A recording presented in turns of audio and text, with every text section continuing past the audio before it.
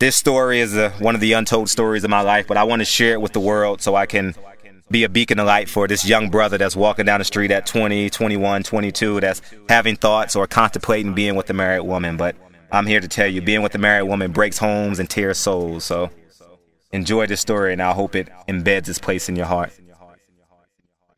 When I met him, he was the perfect man. He had the perfect plan. He was a God-fearing man, and his footprints followed the footprints in the sand.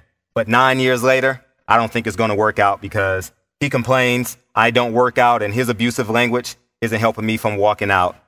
And I know I'm wearing his wedding ring, and people call me by his last name, but Fred, I'm engulfed in your A game. Because every day when I go home, it's the same. Take care of the kids, go to work, cook dinner, listen to his voicemail.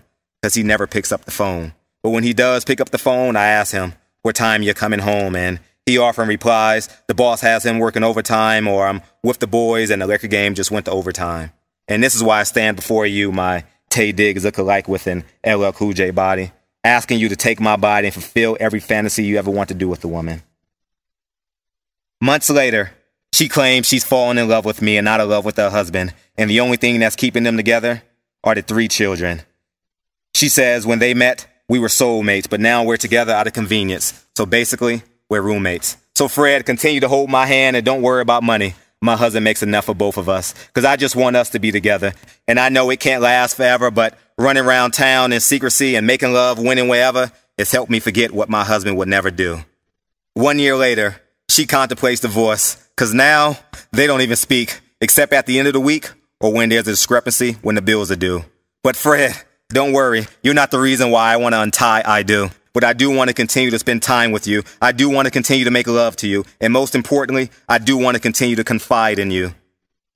18 months later, the thought of divorce manifests itself. And now myself and spirit are at war. She's ecstatic because now she and I are now free. But I don't feel free because she thanked me for help setting herself free. And now I have to live with the guilt of tearing apart another house that was a home.